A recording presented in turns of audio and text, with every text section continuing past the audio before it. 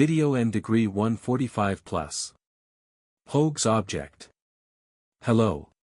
In 1950, the American astronomer Arthur Hoag discovered a strange object, consisting in an almost perfect ring of blue stars surrounding a small, presumably older nucleus of yellow stars.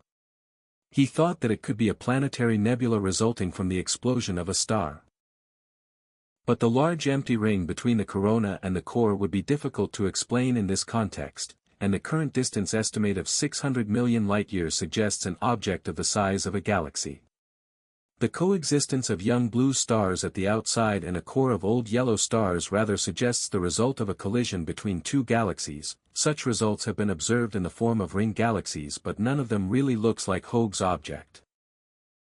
In the numerous recent videos about Hoag's object, some very exotic considerations are sometimes made in an attempt to explain this unique shape.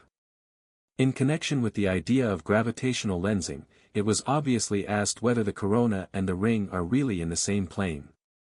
And everyone keeps repeating the same thing, the redshifts of the core and the corona being identical. That is indeed the case.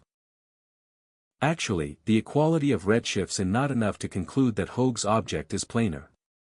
First of all, to assert this, one would need to have measured the two redshifts with a precision that seems unattainable to me. If, for example, the central object is shifted by 1,000,000 light-years in relation to the ring, in front or behind, we can only notice it if we measure the radial speed in relation to us, and therefore the redshift. With a relative precision greater than 1/600, which seems very unlikely. On the other hand, the two components of the object could have different radial velocities relative to us, producing an optical illusion that is difficult to detect. To be more specific, for very low speeds compared to the speed of light c, the recession speed of the object relative to us is given by the approximate formula v equals z.c, where z is the redshift and v is the speed of the object relative to us.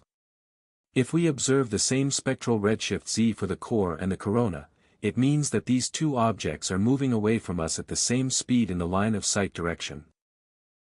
But for each of the two objects, we have v equals hd plus w, where d is the distance, h is the Hubble constant, and w is the velocity relative to space.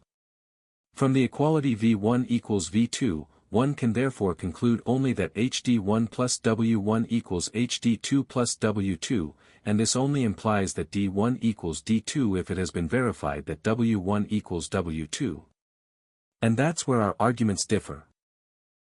The astrophysicists seem to assume that the corona and the core are stationary relative to each other because they are two parts of the same object held together by gravity.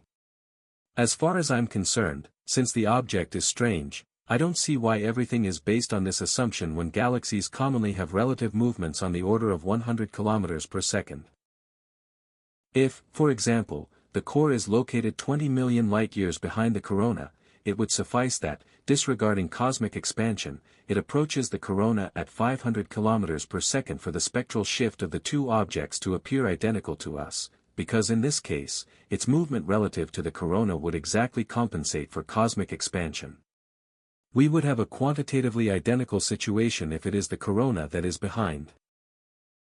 Regarding the gravitational connection, let us conclude by noting that the gravitational acceleration produced by an object with the mass of the Milky Way at a distance of 50,000 light-years is absolutely ridiculous, on the order of 1/1000th of meters per second squared. With this acceleration, it takes 1 billion years to impart a speed of 1 meter per second, whereas the relative speeds of nearby galaxies are typically in the hundreds of kilometers per second, 5 orders of magnitude above. As a conclusion, in the absence of information other than the redshift, the two parts of Hoag's object may only be connected by an exceptional optical illusion that can actually last a very long time, because, with or without gravity, it would take millions of years for the current magical configuration to change substantially.